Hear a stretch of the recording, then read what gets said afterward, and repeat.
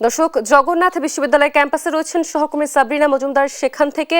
যোগসু নির্বাচনের সবশেষ আপডেট সম্পর্কে জানাতে যুক্ত হচ্ছেন তিনি। সাবরিনা, নিশ্চয়ই শুনতে পাচ্ছেন আমাকে?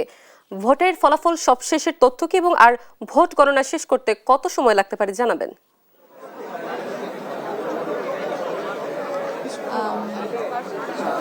এখন কিন্তু ঠিক 12টা বাজে এবং এই যে ভোটের যে গণনা সেটি কিন্তু রাত পেরোয় এখন সকাল হয়ে দুপুর হয়ে গেছে। এবং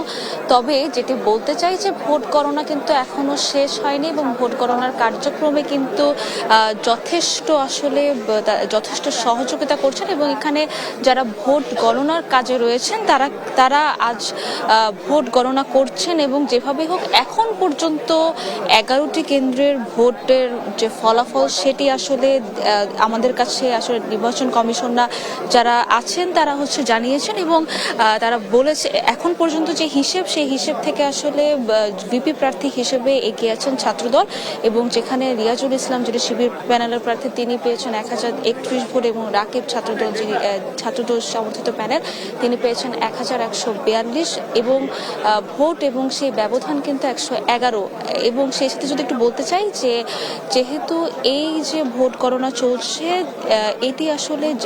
39টি কেন্দ্রের মধ্যে 11টি ভোটের কেন্দ্রের যে ফলাফল সেটি কিন্তু এখন প্রকাশ করা হয়েছে। সবাই কিন্তু আসলে উৎসাহিত হয়ে আছেন যে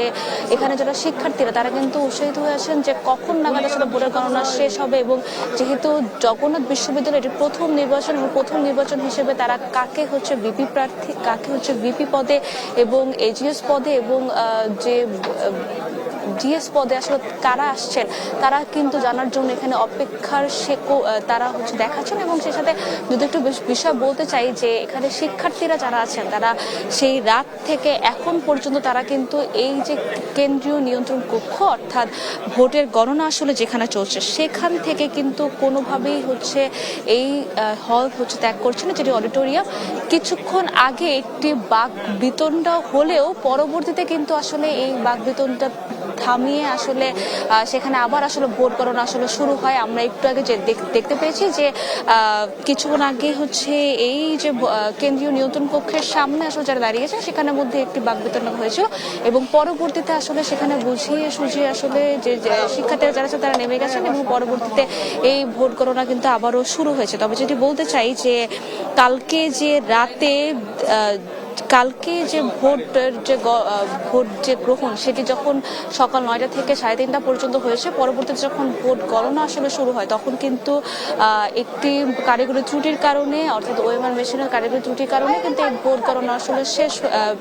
থেমে যায় এবং পরবর্তীতে এই যে পরীক্ষামূলকভাবে একটি ভোটের গণনা করা হয় যেখানে প্রথমে 300 যে ভোট গণনা সেটি হাতে গণনা করে সেটি ওএমআর মেশিনে যদি সেটি একই হয় তাহলে সেটি ওএমআর মেশিনে আসলে করা হবে ভোট গণনা, সেটির সিদ্ধান্ত নেওয়া হয়। তারপর থেকে কিন্তু এই যে 11টি যে ভোট কেন্দ্রের যে গণনা সেটি কিন্তু এখন পর্যন্ত সেই হিসেবেই আসলে ওএমআর মেশিনের হিসেবেই আসলে আমাদের ভোট কেন্দ্রের গণনাগুলো আসলে ভোট গণনা সেগুলো আসলে আমাদের জানাচ্ছে। তো একটু পর নাগাদ ঠিক 1 ঘন্টা নাগাদ পরপর আসলে আমরা 2-4টি আসলে ভোট কেন্দ্রের খবরাখবর বা গণনা কতটুকু হয়েছে সেটি আসলে আমরা জানতে পারছি। এখন আশা করছি যে পরবর্তীতেও আসলে আমরা এভাবেই আসলে 39টি যে কেন্দ্র রয়েছে সেই পুরো কেন্দ্রের আসলে ভোট গণনা আসলে শেষ হবে। তো এখন যেটি বিষয় জানিয়ে চাই যে যেভাবে আসলে ভোট গণনা চলছে আজকে সন্ধ্যা এবং রাত নাগাদ আসলে ভোট কেন্দ্রের গণনা হয়তো বা শেষ হবে। তবে এই ছিল সর্বশেষ খবর।